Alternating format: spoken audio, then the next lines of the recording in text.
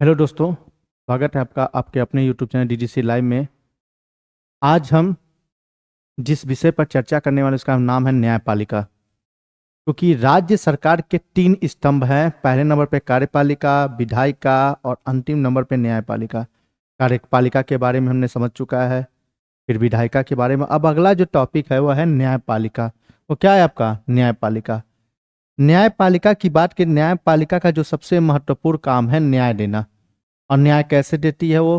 तो न्यायपालिका की बात की जाए तो पहले नंबर पे सुप्रीम कोर्ट, फिर हाई कोर्ट, फिर डिस्ट्रिक्ट एंड सेशन कोर्ट। यदि न्यायपालिका की बात की जाएगी, सिर्फ न्यायपालिका की, जुडिशरी की, तो जुडिशरी को हम पिरामिड के माध्यम से समझते हैं।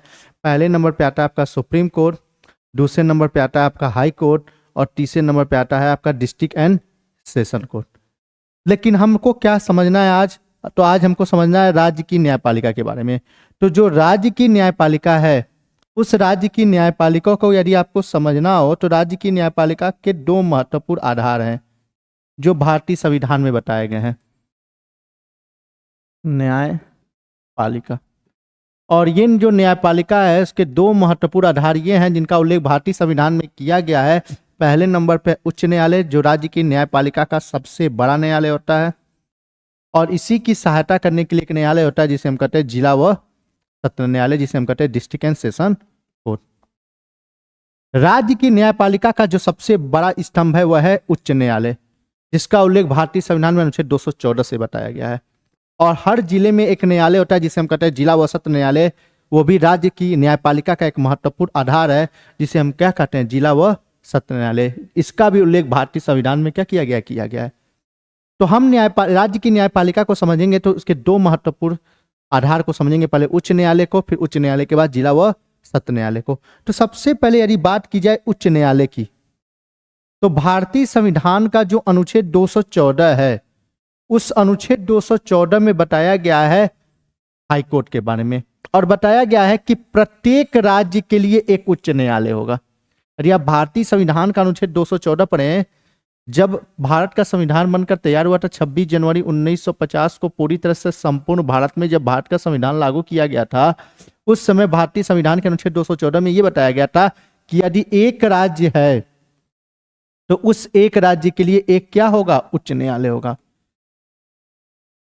लेकिन आगे चल के भारतीय संविधान में 1956 में एक संशोधन किया गया, और वो संशोधन था 7वां संविधान संशोधन अधिनियम 1956। और इस 7वें संविधान संशोधन अधिनियम 1956 के माध्यम से ये बताया गया कि दो या दो से अधिक राज्यों के लिए भी, दो या दो से अधिक राज्यों के लिए भी एक उच्च न्यायालय हो सकता है, एक हाईकोर्ट हो सकता है। लेकिन यदि मूल संविधान की बात की जाए तो मूल संविधान में अनुच्छेद 214 में यही बताया गया था कि प्रत्येक राज्य के लिए क्या होगा? उच्च न्यायालय होगा। लेकिन आगे चल के भारत के संविधान में वर्ष 1956 में संशोधन किया गया, और इस संशोधन के माध्यम से भारतीय संविधान में एक नया प्रावधान बनाया गया, और उसी प्रावधान के तहत यह कहा गया कि दो या दो से अधिक राज्यों के लिए भी एक उच्च न्यायालय का गठन किया जा सकता है। लेकिन भारतीय संविधान के अनुच्छेद 214 में पहले क्या था कि प्रत्येक राज्य के लिए क्या होगा? उच्च न्यायालय होगा। ये तो था भारतीय संविधान का अनुच्छेद 214।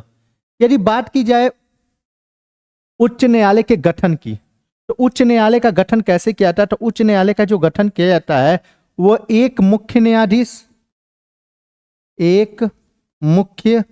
न्यायाधीश और साथ ही साथ अन्य न्यायाधीश, और अन्य न्यायाधीशों की जो संख्या है वो राष्ट्रपति द्वारा क्या की जाएगी? नियत की जाएगी। मतलब राष्ट्रपति भारतीय संविधान के अनुच्छेद 216 के तहत, यदि भारतीय संविधान का अनुच्छेद 216 देखेंगे तो भारतीय संविधान के अनुच्छेद 216 में ये बताया गया है कि उच्च न्यायालय का गठन या उच्च न्यायालय की संरचना। तो उच्च न्यायालय की जो संरचना है वो कैसे की जाती है? तो उसमें एक मुख्य न्यायाधीश होगा। किसी भी राज्य के आप हाईकोर्ट में चले जाएंगे या देखेंगे तो एक क्या होता है? आपका मुख्य न्यायाधीश होता है, और उस मुख्य न्यायाधीश को सहायता करने के लिए अन्य न्यायाधीश होते हैं, और वो अन्य न्यायाधीश या मुख्य न्यायाधीश किसके पर निर्भर करते हैं? मतलब उनकी संख्या का निर्धारण किसके द्वारा किया था? वो किया था राष्ट्रपति के द्वारा। समय समय पर जो भी राष्ट्रपति के द्वारा नियत कर दिया जाएगा उसके आधार पर अन्य न्यायाधीशों की संख्या क्या हो जाती है? निर्धारित हो जाती है, जिसका उल्लेख कहां पे किया गया है? भारतीय संविधान के अनुच्छेद 216 में। यह तो बात करता है भारतीय संविधान का अनुच्छेद 216 जो उच्च न्यायालय के गठन का वर्णन करता है। अब बात आती है अनुच्छेद 217, क्योंकि जब जो गठन में न्यायाधीशों की संख्या, जिसमें बताया गया आपको एक चीफ जस्टिस होगा जिसे हम कहते हैं मुख्य न्यायाधीश, और क्या होंगे, बाकी अन्य न्यायाधीश होंगे। तो इन अन्य न्यायाधीशों की नियुक्ति कैसे की जाती है?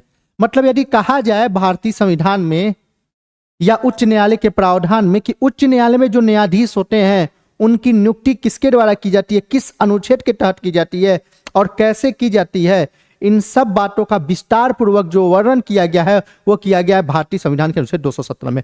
भारतीय संविधान का जो अनुच्छेद 217 है उसमें 3 उपखंड बताए गए हैं। एक में आपकी नियुक्ति का वर्णन है, दूसरे में योग्यता का वर्णन है, और तीसरे में यदि किसी प्रकार का प्रश्न खड़ा हो जाता है उसकी उम्र पे तो उसका निर्धारण कौन करता है। इन सब बातों का जो उल्लेख किया गया है वो किया गया है भारतीय संविधान के अनुच्छेद 217 में।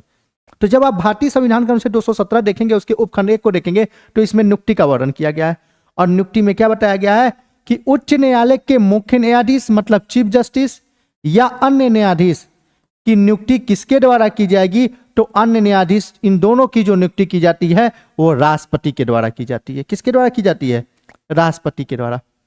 राष्ट्रपति किसी भी उच्च न्यायालय के मुख्य न्यायाधीश या किसी भी उच्च न्यायालय के अन्य न्यायाधीश की क्या करेगा, नियुक्ति करेगा, जो 62 वर्ष की उम्र तक अपने पद पर क्या होंगे, बने रहेंगे।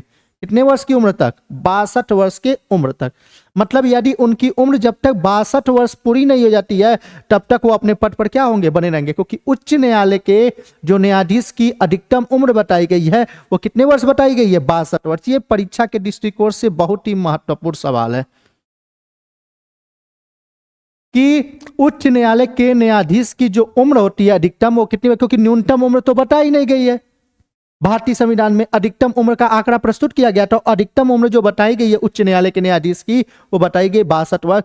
मतलब राष्ट्रपति के द्वारा हस्ताक्षर और मुद्रा सहित किसी भी व्यक्ति को उच्च न्यायालय के न्यायाधीश या उच्च न्यायालय के मुख्य न्यायाधीश के पद पर नियुक्त किया जाएगा, जो 62 वर्ष की उम्र तक अपने पद पर क्या होगा, बना रहेगा।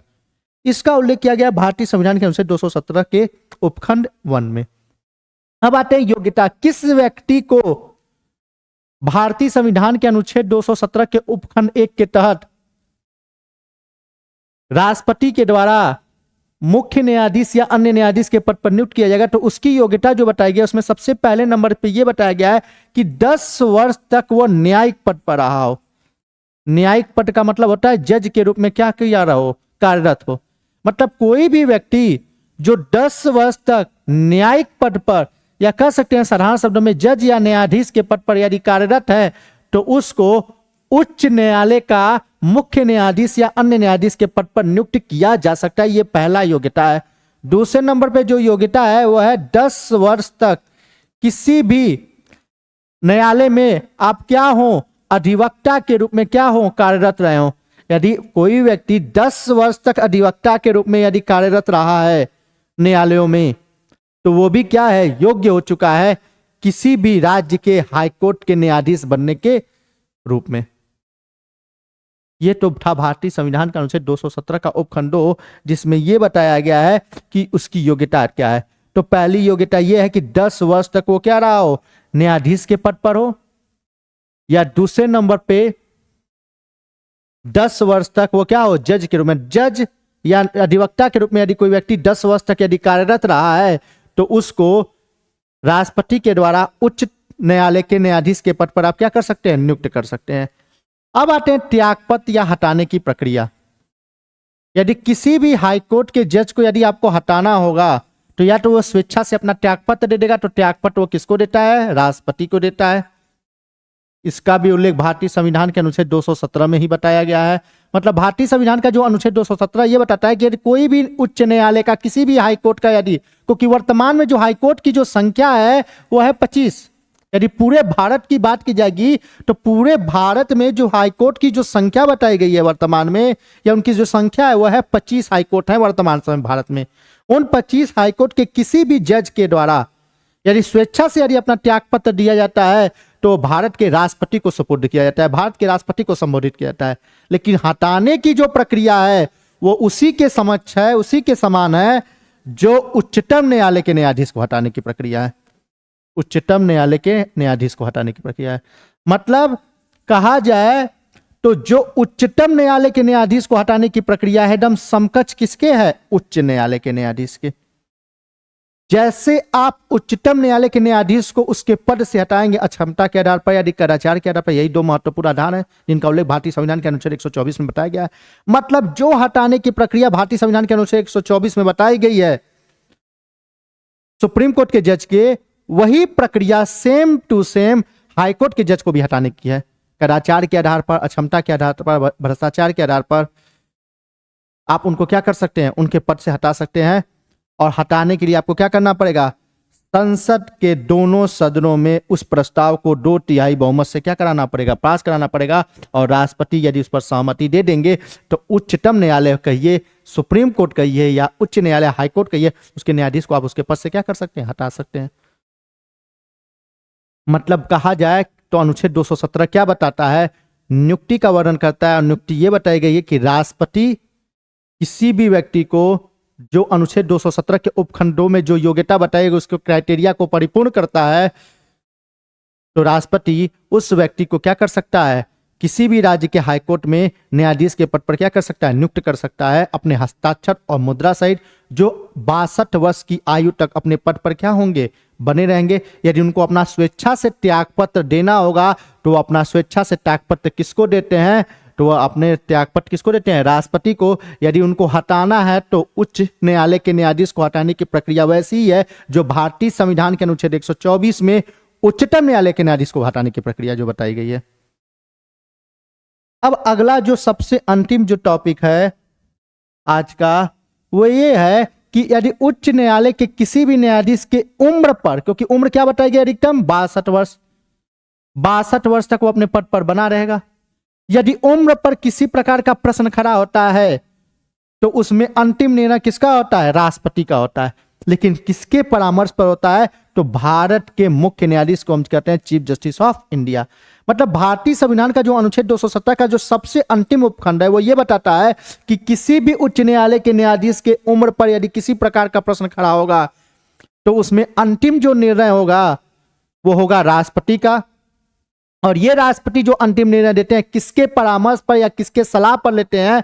तो वो लेते हैं चीफ जस्टिस ऑफ इंडिया के परामर्श पर, जिसका उल्लेख कहां पे किया गया? अनुच्छेद 217 के उपखंड 3 में। आज हमने उच्च न्यायालय के बारे में समझा कि उच्च न्यायालय का गठन, उच्च न्यायालय की संरचना और साथ ही साथ उच्च न्यायालय के जो न्यायाधीश है उनकी नियुक्ति कैसे की जाती है। फिर मिलते हैं हम एक नए टॉपिक के साथ। जय हिंद।